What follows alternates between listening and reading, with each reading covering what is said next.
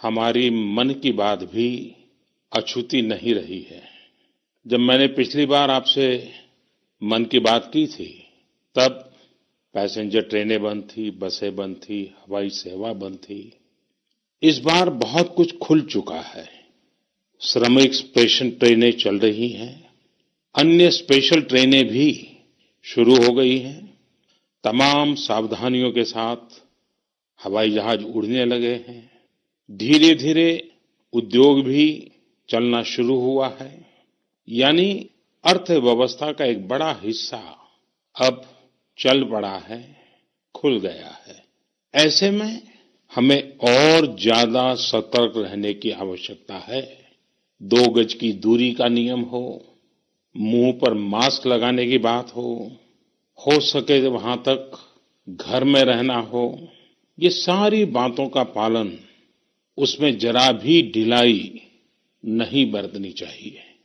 देश में सबके सामूहिक प्रयासों से कोरोना के खिलाफ लड़ाई बहुत मजबूती से लड़ी जा रही है। जब हम दुनिया की तरफ देखते हैं तो हमें अनुभव होता है कि वास्तव में भारतवासियों की उपलब्धि कितनी बड़ी है। हमारी जनसंख्या ज्यादातर देशों से कई गुना ज्यादा है। हमारे देश में चुनौतियां भी भिन्न प्रकार की हैं, लेकिन फिर भी हमारे देश में कोरोना उतनी तेजी से नहीं फैल पाया जितना दुनिया के अन्य देशों में फैला। कोरोना से होने वाले मृत्यु दर भी हमारे देश में काफी कम है। जो नुकसान हुआ है उसका दुख हम सबको है, लेकिन जो कुछ भी हम बचा पाए हैं वो निश्चित तौर पर देश की सामूहिक संकल्प शक्ति का ही परिणाम है। इतने बड़े देश में हर एक देशवासी ने खुद इस लड़ाई को लड़ने की ठानी है। ये पूरी मुहिम पीपल ड्रिवन है। साथियों, देशवासियों की संकल्प शक्ति के साथ एक और शक्ति इस लड़ाई में हमारी सबसे बड़ी ताकत है, वो है देशवासियों की सेवा शक्ति। वास्तव में इस महामारी के समय हम भारतवासियों ने ये दिखा दिया है कि सेवा और त्याग का हमारा विचार केवल हमारा आदर्श नहीं है, बल्कि भारत की जीवन पद्धति है। और हमारे यहाँ तो कहा गया है, सेवा परमो धर्मः। सेवा स्वयं में सुख है, सेवा में ही संतोष है। आपने देखा होगा कि दूसरों की सेवा में लगे व्यक्ति के जीवन में कोई डिप्रेशन या तनाव कभी नहीं दिखता।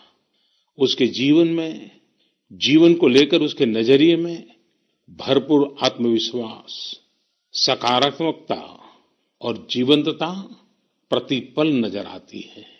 साथियों, हमारे डॉक्टर्स, नर्सिंग स्टाफ, सफाई कर्मी, पुलिसकर्मी, मीडिया के साथी, ये सब जो सेवा कर रहे हैं, उसकी चर्चा मैंने कई बार की है। मन की बात में भी मैंने उसका जिक्र किया है। सेवा में अपना सब कुछ समर्पित कर देने वाले लोगों की संख्या अनगिनत है। ऐसे ही एक सज्जन है, तमिलनाडु के सी मोहन।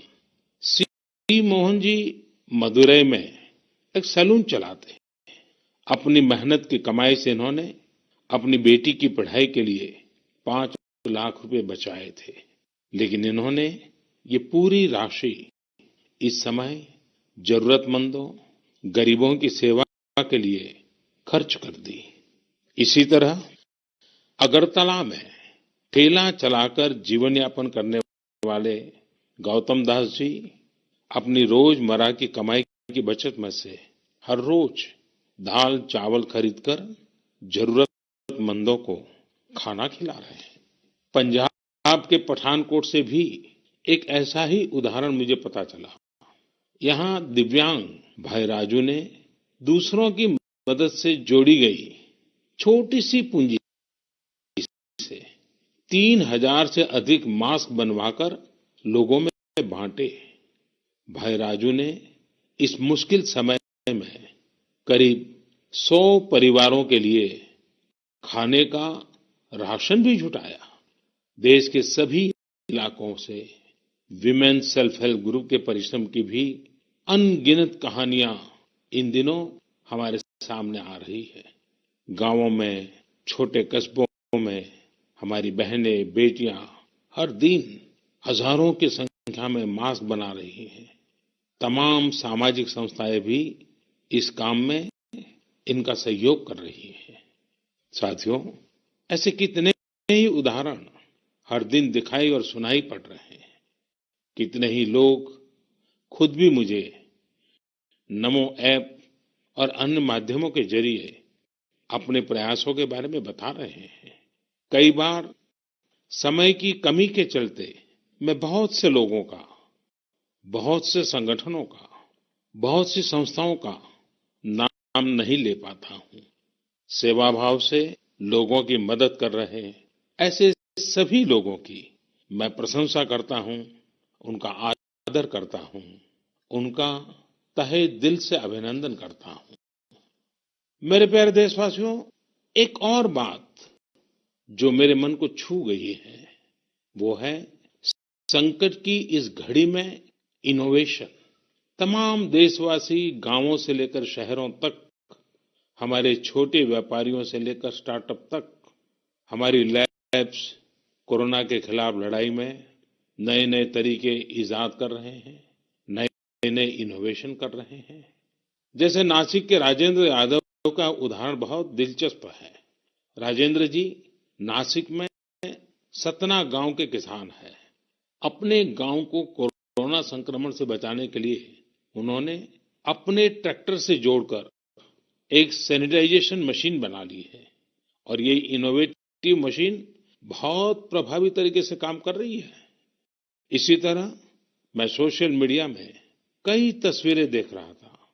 कई दुकानदारों ने 2 गज की दूरी के लिए दुकान में बड़े पाइपलाइन लगा लिए हैं, जिसमें एक छोर से वो ऊपर से सामान डालते हैं और दूसरी छोर से ग्राहक अपना सामान ले लेते हैं। इस दौरान पढ़ाई के क्षेत्र में भी कई अलग-अलग इनोवेशन शिक्षकों और छात्रों ने मिलकर किए हैं। ऑनलाइन क्लासेस, वीडियो क्लासेस, उसको भी अलग-अलग तरीकों से इनोवेट किया जा रहा है। कोरोना की वैक्सीन पर हमारी लैब्स में जो काम हो रहा है, उस पर तो दुनिया भर की नजर है और हम सबकी आशा भी। किसी भी परिस्थिति को बदलने के लिए इच्छा शक्ति के साथ ही बहुत कुछ इनोवेशन पर भी निर्भर करता है। हजारों सालों की मानव जात की यात्रा लगातार इनोवेशन से ही इतने आधुनिक दौर में पहुंची है। इसलिए इस महामारी पर जीत के लिए हमारे ये विशेष इनोवेशंस भी बहुत बड़ा आधार है। साथियों, कोरोना के खिलाफ लड़ाई का यह रास्ता लंबा है। एक ऐसी आपदा जिसका पूरी दुनिया के पास कोई इलाज ही नहीं है, जिसका कोई पहले का अनुभव भी नहीं है, तो ऐसे में नई नई चुनौतियां और उसके कारण परेशानियां हम अनुभव भी कर रहे हैं। ये दुनिया के हर कोरोना प्रभावित देश में हो रहा है और इसलिए भारत भी इससे अछूता नहीं है। हमारे देश में भी कोई वर्ग ऐसा नहीं है जो कठिनाई में न हो, परेशानी में न हो। और इस संकट की सबसे बड़ी चोट अगर किसी पर पड़ी है तो हमारे गरीब, मजदूर, श्रमिक वर्ग पर पड़ी है। उनकी तकलीफ, उनका दर्द, उनकी पीड़ा शब्दों में नहीं कही जा सकती। हम में से कौन ऐसा होगा जो उनकी और उनके परिवार की तकलीफों को अनुभव न कर रहा हो। हम सब मिलकर इस तकलीफ को, इस पीड़ा को बांटने का प्रयास कर रहे हैं। पूरा देश प्रयास कर रहा है। हमारे रेलवे के साथी दिन रात लगे हुए हैं। केंद्र हो, राज्य हो, स्थानीय स्वराज की संस्थाएं हो, हर कोई दिन रात मेहनत कर रहे हैं। जिस प्रकार रेलवे के कर्मचारी आज जुटे हुए हैं, वे भी एक प्रकार से अग्रिम पंक्ति में खड़े कोरोना वॉरियर्स ही है। लाखों श्रमिकों को ट्रेनों से और बसों से सुरक्षित ले जाना, उनके खाने पीने की चिंता करना, हर जिले में क्वारंटाइन केंद्रों की व्यवस्था करना, सभी की टेस्टिंग, चेकअप, उपचार की व्यवस्था करना, ये सब काम लगातार चल रहे हैं और बहुत बड़ी मात्रा में चल रहे हैं। लेकिन साथियों, जो दृश्य आज हम देख रहे हैं, इससे देश को अतीत में जो कुछ हुआ, उसके अवलोकन और भविष्य के लिए सीखने का अवसर भी मिला है। आज हमारे श्रमिकों की पीड़ा में हम देश के पूर्वी हिस्से की पीड़ा को देख सकते हैं। जिस पूर्वी हिस्से में देश का ग्रोथ इंजन बनने की क्षमता है, जिसके श्रमिकों के बाहुबल में देश को नई ऊंचाई पर ले जाने का सामर्थ्य है, उस पूर्वी हिस्से का विकास बहुत आवश्यक है। पूर्वी भारत के विकास से ही देश का संतुलित आर्थिक विकास संभव है। देश ने जब मुझे सेवा का अवसर दिया, तभी से हमने पूर्वी भारत के विकास को प्राथमिकता दी है। मुझे संतोष है कि बीते वर्षों में इस दिशा में बहुत कुछ हुआ है और अब प्रवासी मजदूरों को देखते हुए बहुत कुछ नए कदम उठाना भी आवश्यक हो गया है और हम लगातार उस दिशा में आगे बढ़ रहे हैं। जैसे कहीं श्रमिकों की स्किल मैपिंग का काम हो रहा है, कहीं स्टार्टअप्स इस काम में जुटे हैं, कहीं माइग्रेशन कमीशन बनाने की बात हो रही है। इसके अलावा केंद्र सरकार ने अभी जो फैसले लिए हैं, उससे भी गांवों में रोजगार, स्वरोजगार, लघु उद्योगों से जुड़ी विशाल संभावनाएं खुली हैं। ये फैसले इन स्थितियों के समाधान के लिए हैं, आत्मनिर्भर भारत के लिए हैं। अगर हमारे गांव आत्मनिर्भर होते, हमारे कस्बे, हमारे जिले, हमारे राज्य आत्मनिर्भर होते, तो अनेक समस्याओं ने वो रूप नहीं लिया होता जिस रूप में वो आज हमारे सामने खड़ी है। लेकिन अंधेरे से रोशनी की ओर बढ़ना मानव स्वभाव है। तमाम चुनौतियों के बीच मुझे खुशी है कि आत्मनिर्भर भारत पर आज देश में व्यापक मंथन शुरू हुआ है। लोगों ने अब इसे अपना अभियान बनाना शुरू किया है।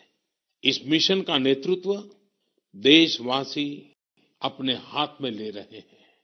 बहुत से लोगों ने तो ये भी बताया है कि उन्होंने जो सामान उनके इलाके में बनाए जाते हैं, उनकी एक पूरी लिस्ट बना ली है। ये लोग अब इन लोकल प्रोडक्ट्स को ही खरीद रहे हैं और वोकल फॉर लोकल को प्रमोट भी कर रहे हैं। मेक इन इंडिया को बढ़ावा मिले, इसके लिए सब कोई अपना अपना संकल्प जता रहा है। बिहार के हमारे एक साथी श्रीमान हिमांशु ने मुझे नमो ऐप पर लिखा है कि वो एक ऐसा दिन देखना चाहते हैं जब भारत विदेश से आने वाले आयात को कम से कम कर दे। चाहे पेट्रोल, डीजल, ईंधन का आयात हो, इलेक्ट्रॉनिक आइटम्स का आयात हो, यूरिया का आयात हो या फिर खाद्य तेल का आयात हो। मैं उनकी भावनाओं को समझता हूं। हमारे देश में कितनी ही ऐसी चीजें बाहर से आती हैं जिन पर हमारे ईमानदार टैक्स पेयर्स का पैसा खर्च होता है, जिनका विकल्प हम आसानी से भारत में तैयार कर सकते हैं। असम के सुदीप ने मुझे लिखा है कि वो महिलाओं के बनाए हुए लोकल बैम्बू प्रोडक्ट्स का व्यापार करते हैं और उन्होंने तय किया है कि आने वाले 2 वर्ष में वे अपने बैम्बू प्रोडक्ट को एक ग्लोबल ब्रांड बनाएंगे। मुझे पूरा भरोसा है आत्मनिर्भर भारत अभियान इस दशक में देश को नई ऊंचाई पर ले जाएगा। मेरे प्यारे देशवासियों, कोरोना संकट के इस दौर में मेरी विश्व के अनेक नेताओं से बातचीत हुई है, लेकिन मैं एक सीक्रेट जरूर आज बताना चाहूंगा। विश्व के अनेक नेताओं की जब बातचीत होती है तो मैंने देखा इन दिनों उनकी बहुत ज्यादा दिलचस्पी योग और आयुर्वेद के संबंध में होती है। कुछ नेताओं ने मुझसे पूछा कि कोरोना के इस काल में ये योग और आयुर्वेद कैसे मदद कर सकते हैं। साथियों, अंतर्राष्ट्रीय योग दिवस जल्द ही आने वाला है। योग जैसे जैसे लोगों के जीवन से जुड़ रहा है, लोगों में अपने स्वास्थ्य को लेकर जागरूकता भी लगातार बढ़ रही है।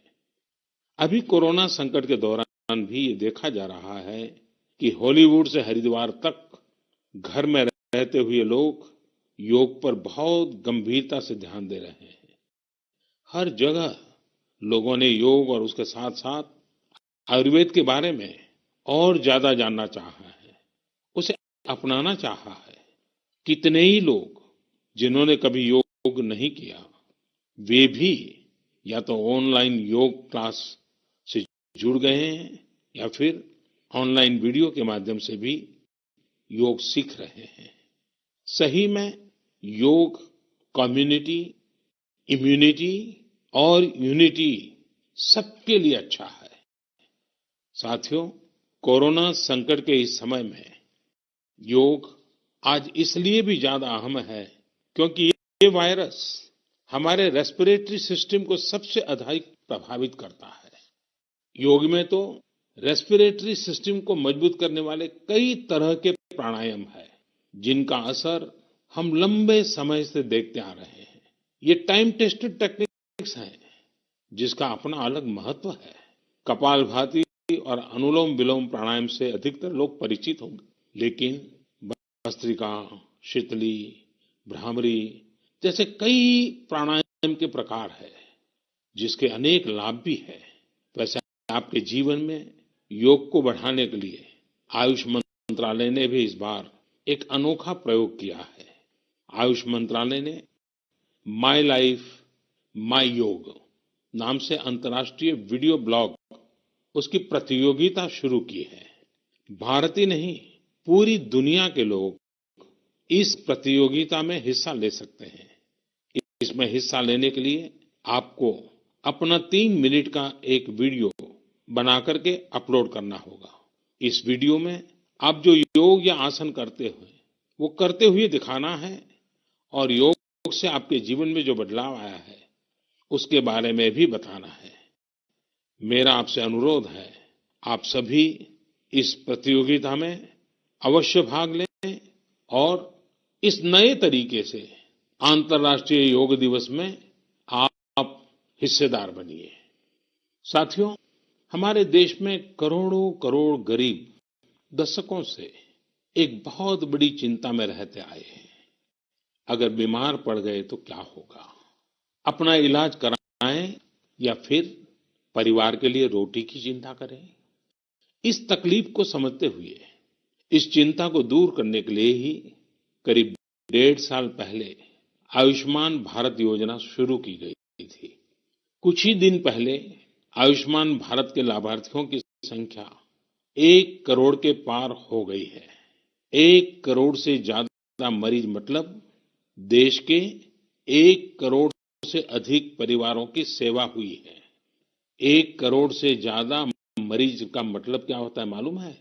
1 करोड़ से ज्यादा मरीज मतलब नॉर्वे जैसा देश, सिंगापुर जैसा देश, उसकी जो टोटल जनसंख्या है उससे 2 गुना लोगों को मुफ्त में इलाज दिया गया है।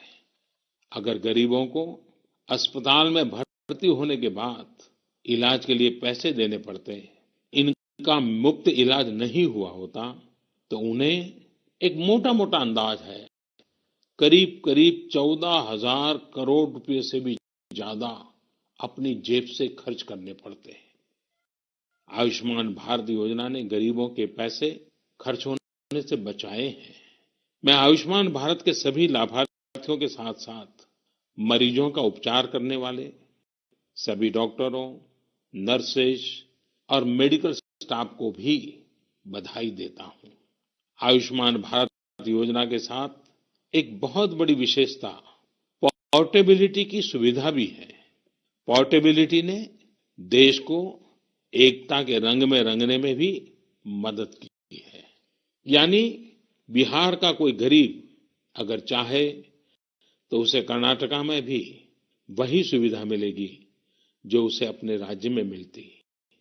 इसी तरह महाराष्ट्र का कोई गरीब चाहे तो इसे इलाज की वही सुविधा तमिलनाडु में मिलती।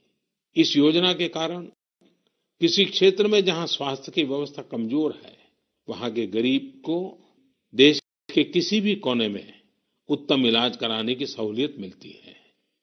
साथियों, आप ये जानकर हैरान रह जाएंगे कि 1 करोड़ लाभार्थियों में से 80% लाभार्थी देश के ग्रामीण इलाकों के हैं।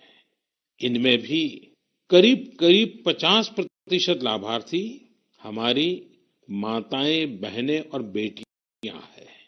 इन लाभार्थियों में ज्यादातर लोग ऐसी बीमारियों से पीड़ित थे जिनका इलाज सामान्य दवाओं से संभव नहीं था। इनमें से 70% लोगों की सर्जरी की गई है। आप अनुमान लगा सकते हैं कि कितनी बड़ी तकलीफों से इन लोगों को मुक्ति मिली है। मणिपुर के चुराचांदपुर में 6 साल के बच्चे केलेनसांग, उसको भी इसी तरह आयुष्मान योजना से नया जीवन मिला है। केलेनसांग को इतनी छोटी उम्र में ब्रेन की गंभीर बीमारी हो गई। इस बच्चे के पिता दिहाड़ी मजदूर हैं और मां बुनाई का काम करती है। ऐसे में बच्चे का इलाज कराना बहुत कठिन हो रहा था। लेकिन आयुष्मान भारत योजना से अब उनके बेटे का मुफ्त इलाज हो गया है। कुछ इसी तरह का अनुभव पुडुचेरी की अमूर्था वल्ली जी का भी है। उनके लिए भी आयुष्मान भारत योजना संकट मोचक बनकर आई है। अमूर्था वल्ली जी के पति की हार्ट अटैक से दुखद मृत्यु हो चुकी है। उनके 27 साल के बेटे जीवा को भी हार्ट की बीमारी थी। डॉक्टर्स ने जीवा के लिए सर्जरी की सलाह दी थी, लेकिन दिहाड़ी मजदूरी करने वाले जीवा के लिए अपने खर्च से इतना बड़ा ऑपरेशन करवाना संभव ही नहीं था। लेकिन अमूर्था वल्ली ने अपने बेटे का आयुष्मान भारत योजना में रजिस्ट्रेशन करवाया और 9 दिनों बाद बेटे जीवा के हार्ट की सर्जरी भी हो गई। साथियों, मैंने आपको सिर्फ 3-4 घटनाओं का जिक्र किया है। आयुष्मान भारत से तो ऐसी 1 करोड़ से अधिक कहानियां जुड़ी हुई है। ये कहानियां जीते जागते इंसानों की हैं। दुख तकलीफ से मुक्त हुए हमारे अपने परिवारजनों की है। आपसे मेरा आग्रह है, कभी समय मिले तो ऐसे व्यक्ति से जरूर बात करिएगा जिसने आयुष्मान भारत योजना के तहत अपना इलाज कराया हो। आप देखेंगे कि जब एक गरीब बीमारी से बाहर आता है तो उसमें गरीबी से लड़ने की भी ताकत नजर आने लगी है। और मैं हमारे देश के ईमानदार टैक्स पेयर से कहना चाहता हूं, आयुष्मान भारत योजना के तहत जिन गरीबों का मुफ्त इलाज हुआ है, उनके जीवन में जो सुख आया है, संतोष मिला है, उस पुण्य के असली हकदार आप भी हैं। हमारा ईमानदार टैक्स पेयर भी इस पुण्य का हकदार है। मेरे प्यारे देशवासियों, एक तरफ हम महामारी से लड़ रहे हैं तो दूसरी तरफ हमें हाल में पूर्वी भारत के कुछ हिस्सों में प्राकृतिक आपदा का भी सामना करना पड़ा है। पिछले कुछ हफ्तों के दौरान हमने पश्चिम बंगाल और उड़ीसा में सुपर साइक्लोन अम्फान का कहर देखा। तूफान से अनेकों घर तबाह हो गए। किसानों को भी भारी नुकसान हुआ। हालात का जायजा लेने के लिए मैं पिछले हफ्ते उड़ीसा और पश्चिम बंगाल गया था। पश्चिम बंगाल और उड़ीसा के लोगों ने जिस हिम्मत और बहादुरी के साथ हालात का सामना किया है, प्रशंसनीय है। संकट की इस घड़ी में देश भी हर तरह से वहां के लोगों के साथ खड़ा है। साथियों, एक तरफ जहां पूर्वी भारत तूफान से आई आपदा का सामना कर रहा है, वहीं दूसरी तरफ देश के कई हिस्से टिड्डियों या लोकस्ट के हमले से प्रभावित हुए हैं। इन हमलों ने फिर हमें याद दिलाया है कि ये छोटा सा जीव कितना नुकसान करता है। टिड्डी दल का हमला कई दिनों तक चलता है। बहुत बड़े क्षेत्र पर इसका प्रभाव पड़ता है।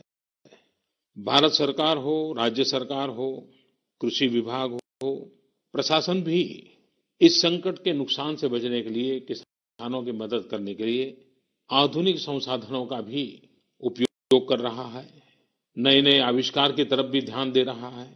और मुझे विश्वास है कि हम सब मिलकर के हमारे कृषि क्षेत्र पर ये जो संकट आया है, उससे भी लोहा लेंगे, बहुत कुछ बचा लेंगे। मेरे प्यारे देशवासियों, कुछ दिन बाद ही 5 जून को पूरी दुनिया विश्व पर्यावरण दिवस मनाएगी। विश्व पर्यावरण दिवस पर इस साल की थीम है बायोडायवर्सिटी, यानी जैव विविधता। वर्तमान परिस्थितियों में यह थीम विशेष रूप से महत्वपूर्ण है। लॉकडाउन के दौरान पिछले कुछ हफ्तों में जीवन की रफ्तार थोड़ी धीमी जरूर हुई है, लेकिन इससे हमें अपने आसपास प्रकृति की समृद्ध विविधता को, जैव विविधता को करीब से देखने का अवसर भी मिला है। आज कितने ही ऐसे पक्षी जो प्रदूषण और शोर शराबे में ओझल हो गए थे, सालों बाद उनकी आवाज को लोग अपने घरों में सुन रहे हैं। अनेक जगहों से जानवरों के उन्मुक्त विचरण की खबरें भी आ रही हैं। मेरी तरह आपने भी सोशल मीडिया में जरूर इन बातों को देखा होगा, पढ़ा होगा। बहुत लोग कह रहे हैं, लिख रहे हैं, तस्वीरें साझा कर रहे हैं कि वो अपने घर से दूर दूर पहाड़ियां देख पा रहे हैं, दूर दूर जलती हुई रोशनी देख रहे हैं। इन तस्वीरों को देखकर कई लोगों के मन में ये संकल्प उठा होगा, क्या हम उन दृश्यों को ऐसे ही बना रख सकते हैं? इन तस्वीरों ने लोगों को प्रकृति के लिए कुछ करने की प्रेरणा भी दी है। नदियां सदा स्वच्छ रहें, पशु पक्षियों को भी खुलकर जीने का हक मिले, आसमान भी साफ सुथरा हो, इसके लिए हम प्रकृति के साथ तालमेल बिठाकर जीवन जीने की प्रेरणा ले सकते हैं।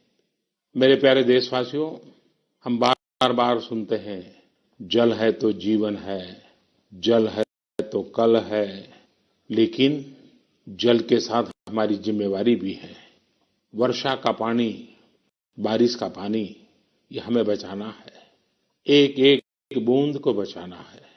गांव गांव वर्षा के पानी को हम कैसे बचाएं? परंपरागत बहुत सरल उपाय हैं। उन सरल उपाय से भी हम पानी को रोक सकते हैं।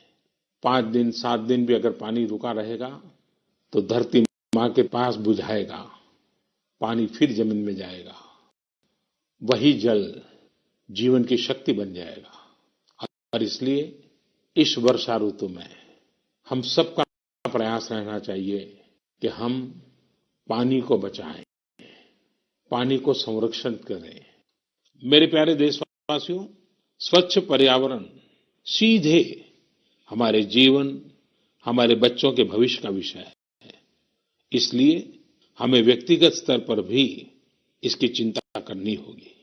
मेरा आपसे अनुरोध है कि इस पर्यावरण दिवस पर कुछ पेड़ अवश्य लगाएं और प्रकृति की सेवा के लिए कुछ ऐसा संकल्प अवश्य लें जिससे प्रकृति के साथ आपका हर दिन का रिश्ता बना रहे। हाँ, गर्मी बढ़ रही है, इसलिए पक्षियों के लिए पानी का इंतजाम करना मत भूलिएगा। साथियों, हम सबको ये भी ध्यान रखना होगा कि इतनी कठिन तपस्या के बाद, इतनी कठिनाइयों के बाद देश ने जिस तरह हालत संभाला है, उसे बिगड़ने नहीं देना है।